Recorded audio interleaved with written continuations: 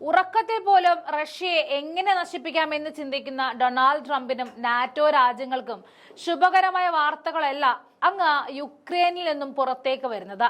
Ukraine പരാജയത്തിന്റെ വക്കിലാണ്. Russia തെളിച്ച വഴിയെ നടക്കുക എന്നൊരൊറ്റ മാർഗം മാത്രമേ ഇപ്പോൾ യുക്രൈനിന്റെ മുന്നിലുള്ളൂ. അമേരിക്കയും നാറ്റോയും ഇനി എന്തൊക്കെ ചെയ്താലും റഷ്യയുമായുള്ള യുദ്ധത്തിൽ യുക്രൈന് ദയനീയ പരാജയമാകും ഫലം. യുക്രൈൻ ഇല്ലാത്തതും എന്നാൽ റഷ്യക്കുള്ളതുമായ പല കാര്യങ്ങളുണ്ട്. ശക്തമായ സംഘടിതമായ സൈനിക ശേഷി, മികവുറ്റ അത്യാധുനിക ആയുധ ശേഖരം, മികച്ച ആസൂത്രണം, ശക്തമായ നേതൃത്വം. എന്നിട്ടും ഇതൊക്കെ ഉണ്ടായിട്ടും സ്വന്തം ജനതയാണെന്ന ഒരൊറ്റ കാരണം കൊണ്ട് മാത്രമാണ് യുക്രൈനുമായുള്ള യുദ്ധത്തിൽ റഷ്യ പരിധികൾ ലംഘിക്കാത്തത്. 3 വർഷമായി തുടരുന്ന യുദ്ധത്തിൽ യുക്രൈന് നാറ്റോ രാജ്യങ്ങളിൽ നിന്നും ധാരാളം സഹായങ്ങൾ ലഭിച്ചിട്ടുണ്ട്. ആയുധങ്ങൾ, പണം, പരിശീലനം എന്നിങ്ങനെ റഷ്യയെ തോൽപ്പിക്കാൻ എന്തിനും തയ്യാറായി തന്നെ നാറ്റോയും അമേരിക്കയും യുക്രൈനോടൊപ്പം നിന്നു. പക്ഷെ എന്നിട്ടും ഫലം തോൽവി മാത്രമാണ്.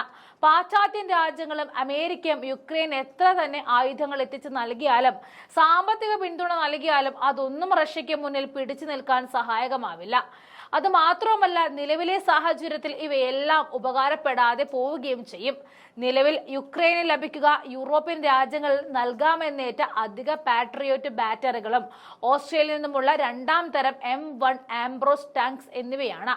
പക്ഷേ റഷ്യൻ ആർമിയുടെ കവചിത ബ്രിഗേഡുകൾ ഒന്നുപോലും തകർക്കുവാൻ ഈ ആയുധങ്ങൾ പര്യാപ്തമല്ല.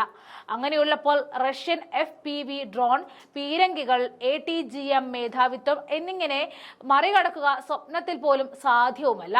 ഒരു വർഷം 500 മുതൽ 600 വരെ PAC-3 ഇൻഡസ്പ്രസ്റ്റുകൾ മാത്രമാണ് അമേരിക്ക നിർമ്മിക്കുന്നത്.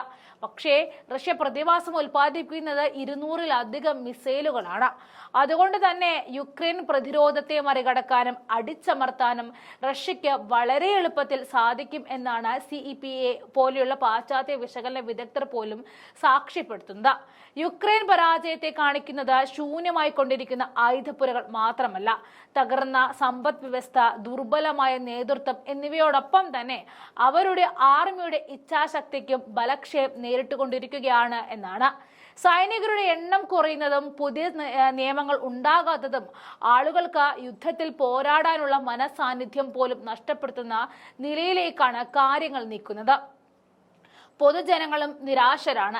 ഈ സാഹചര്യത്തിൽ ഒരു സൈന്യത്തിന് പോലും ഫലപ്രദമായിട്ട് പോരാടാൻ കഴിയുകയില്ല. യുദ്ധമെന്നത് ആയുധങ്ങൾ മാത്രമല്ല, മനോവീര്യം കൂടിയാണ്. അങ്ങനെ നോക്കുമ്പോൾ യുക്രൈൻ തകർന്നുകൊണ്ടിരിക്കുകയാണ്. യുക്രൈൻ പ്രസിഡന്റ് വ്ളാഡിമിർ സെലൻസ്കിയുടെ കാര്യമാണ് കഷ്ടം. ഔദ്യോഗിക സമയം കഴിഞ്ഞാലും അധികാരം വിടാൻ സെലൻസ്കിക്ക് പദ്ധതിയില്ല എന്നാണ് വാർത്താ ഏജൻസികൾ റിപ്പോർട്ട് ചെയ്യുന്നത്. യുക്രൈൻ തോൽക്കുകയാണ് എന്ന് മനസ്സിലാക്കിക്കൊണ്ട് തന്നെ സെലൻസ്കി അധികാരത്തിൽ തുടരുവാനുള്ള ശ്രമത്തിലാണ്. സെലൻസ്കിയുടെ ഭരണത്തിൽ യുക്രൈൻ ജനത ഒട്ടും സന്തുഷ്ടനുമല്ല.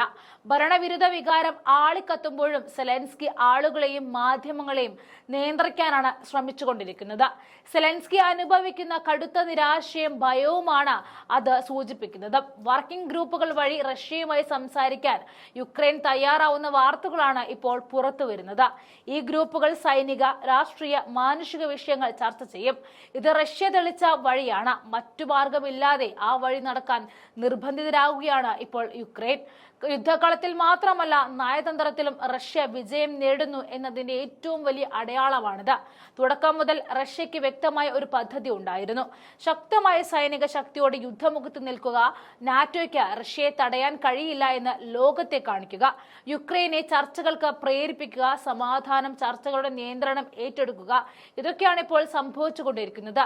ഇനിയും ഒരു പോരാട്ടത്തിനുള്ള ബാല്യം യുക്രൈൻ അവശേഷിക്കുന്നുണ്ടോ എന്നുള്ള സംശയമാണ് ഇപ്പോഴുള്ളത്. സമാധാന ചർച്ചയുടെ റഷ്യൻ പാതയിലാണ് നിലവിൽ യുക്രൈൻ ഉള്ളത്. നാറ്റോ കയ്യും കെട്ടി നോക്കിയിരിക്കുകയാണ്. എതിർക്കാനോ തടയാനോ കഴിയാതെ നിശബ്ദം കണ്ടു നിൽക്കേണ്ട അവസ്ഥയാണുള്ളത്. യുക്രൈനുമായുള്ള യുദ്ധം തുടരുന്നതിനോടൊപ്പം തന്നെ കാസ്പിയൻ കടലിൽ ഇറാനുമായി ചേർന്ന് 3 ദിവസത്തെ കാസാറെക്സ് 2025 സംയുക്ത അഭ്യാസം സംഘടിപ്പിച്ചിരിക്കുകയാണ് റഷ്യ. ഇരു രാജ്യങ്ങളിലും നാവികസേനകളും ഇസ്ലാമിക് റവല്യൂഷണറി ഗാർഡ് കോർപ്പസിലെ അംഗങ്ങളുമാണ് ഇതിൽ പങ്കെടുക്കുന്നത്. അമേരിക്കയും സഖ്യകക്ഷികളും എന്ത് ചെയ്യണമെന്നറിയാതെ റഷ്യൻ പ്രതിരോധത്തിൽ പകച്ചു നിൽക്കുന്നതിനിടയിലാണ് റഷ്യയുടെ ഈ നീക്കം നടക്കുന്നത്. കാസ്പിയൻ മേഖലയിലെ രാജ്യങ്ങളിൽ നിന്നുമുള്ള നിരീക്ഷകരും അഭ്യാസത്തിൽ പങ്കെടുക്കുന്നുണ്ട് എന്നാണ് മാധ്യമങ്ങൾ റിപ്പോർട്ട് ചെയ്തത്. കാസ്പിയൻ കടലിന് ചുറ്റുമുള്ള രാജ്യങ്ങളിലെ നാവികസേനകൾ തമ്മിലുള്ള സമുദ്ര സുരക്ഷയുടെയും സഹകരണത്തിന്റെയും നിലവാരം വർദ്ധിപ്പിക്കുക എന്നതാണ് അഭ്യാസങ്ങളുടെ ലക്ഷ്യം.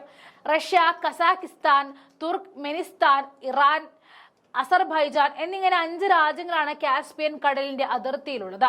ഈ രാജ്യങ്ങളൊക്കെ ചേർന്ന് ഒരുമിച്ച് നടത്തുന്ന സംയുക്ത സൈനിക അഭ്യാസം റഷ്യയെ കൂടുതൽ കരുത്തുറ്റതാക്കും.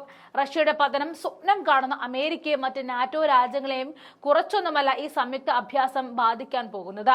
റഷ്യയെ തോൽപ്പിക്കാൻ ഒരുങ്ങി ഭീകര പ്രത്യാഘാതങ്ങളിലേക്കാണ് അമേരിക്കയും പാശ്ചാത്യ രാജ്യങ്ങളും നീങ്ങുന്നത് എന്നതാണ് ഇതിൽ നിന്ന് മനസ്സിലാകുന്നത്. യുദ്ധം റഷ്യയ്ക്കും യുക്രൈനും നിരവധി നാശനഷ്ടങ്ങൾ ഉണ്ടാക്കുന്നതാണ്. അതുതന്നെയായിരുന്നു നാറ്റോയുടെയും അമേരിക്കയുടെയും ലക്ഷ്യവും. മുട്ടനാടുകളെ തമ്മിലടുപ്പിച്ച് ചോര കുടിക്കുന്ന കുറുക്കന്റെ കൗശല്യം. Russian bureau of military political analysis expert ആയ നിക്കോളായ് കോസ്റ്റ്കന്റെ നിരീക്ഷണത്തിൽ റഷ്യ യുക്രൈന്റെ ജനതയുടെ സർവനാശമാണ് പാശ്ചാത്യ ശക്തികൾ ആഗ്രഹിക്കുന്നത്. യുക്രൈനെ പിന്തുണയ്ക്കുക എന്നുള്ള അവരുടെ തീരുമാനം പോലും ഈ ആശയത്തെ പിൻപറ്റിയാണ് ഇരിക്കുന്നത്. റഷ്യ ആഗ്രഹിക്കാത്ത ഒരു യുദ്ധമായിരുന്നു ഇത്. സമാധാന ചർച്ചകൾ ഫലം കണ്ടാൽ ഭാവി റഷ്യ നിശ്ചയിക്കും. ശക്തിയും ബുദ്ധിയും ഒരുപോലെ പ്രയോഗിക്കുന്ന റഷ്യയാണ് മുന്നിൽ നിൽക്കുന്നത്. റഷ്യയുടെ നിർദ്ദേശം അംഗീകരിക്കാനുള്ള യുക്രൈൻ തീരുമാനം യുദ്ധത്തിലും സമാധാനത്തിലും റഷ്യയുടെ ഒരു വലിയ വിജയത്തെയാണ് കാണിക്കുന്നത്.